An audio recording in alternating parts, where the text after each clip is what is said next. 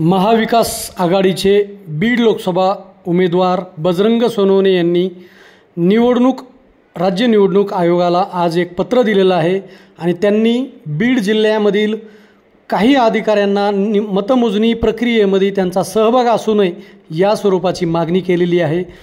कारण मतमोजणीच्या वेळी वेगळा निकाल, काही उलटासुलटा निकाल हे अधिकारी लोक लावू शकतात अशी त्यांना भीती आहे। नेमके ते कोण अधिकारी आहेत, कोणा अधिकाऱ्यावर त्यांनी आज तसा संशय व्यक्त केलेला आहे।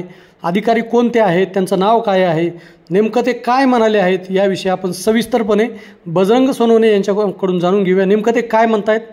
आज सकाळी मी 10:30-11ला माझ्या लॉयरला सांगून आज एक मी पत्र दिलेलं आहे निवडणूक आयोगांना।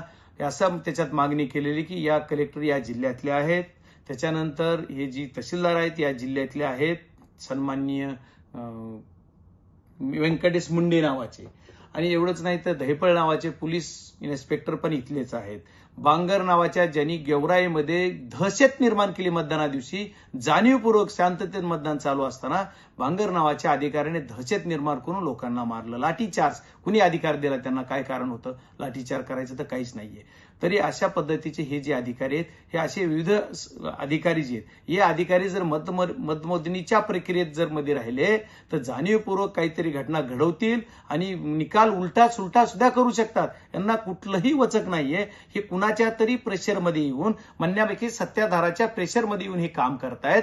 त्याच्यामुळे असं माझं स्वतःचं मत झालंय, यांचं प्रेशर कमी व्हायला पाहिजे आणि यांना या मतमोजणीच्या प्रक्रियेपासून दूर ठेवलं पाहिजे अशी निवडणूक आयोगाला आम्ही मागणी केली। त्याच्यासाठी निवडणूक आयोगाला मी आज पत्र लिहून कळवलेलं आहे की माझी विनंती केली की आपण या सर्वांना निवडणुकीच्या मतमोजणीच्या प्रक्रियेपासून दूर ठेवा आणि माझ्या पहिल्या मागणीची रिपोल करून घ्या।